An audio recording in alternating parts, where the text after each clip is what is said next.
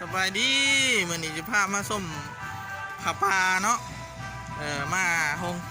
มาวัดท้ายโศกบ้านห้วยนครไกรสอน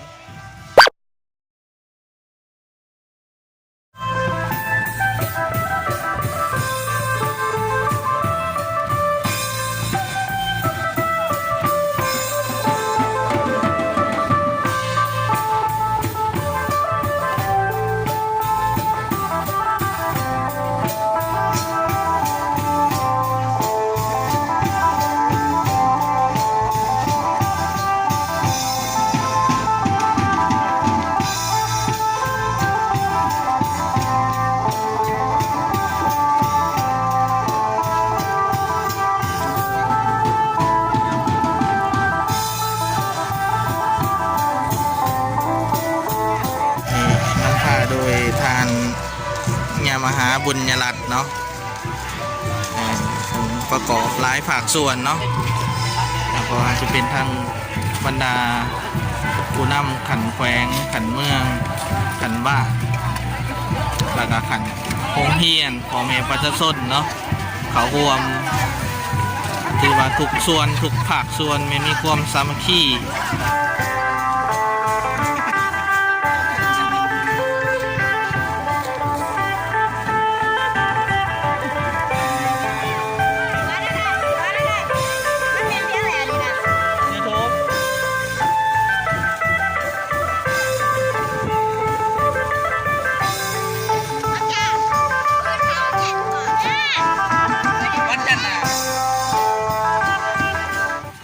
นี่ก็เป็นทางคณะพอเฮาเนาะอันนี้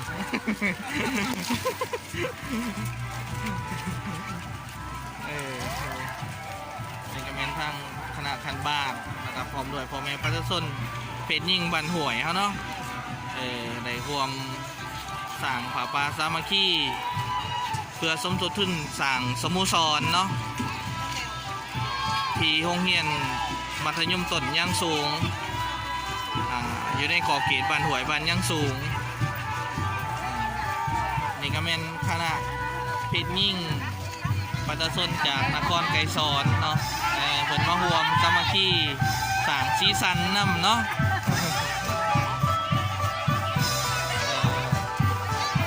ทุกภาคส่วนมันมีความเบิกบานมวลซื่นเนาะ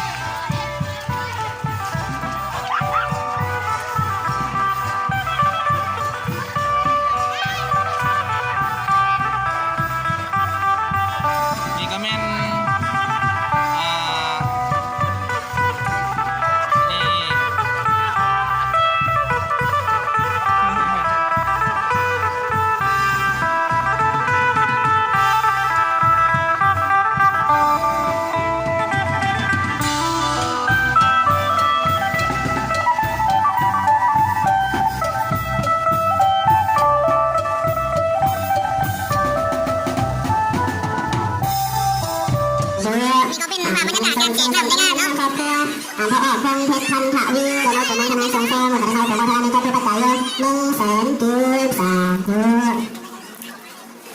ตอนนี้ท่านอาจารย์วันดูสีแดงปุ๊บสมเด็จพระมาทำในการประกาศเลย9,000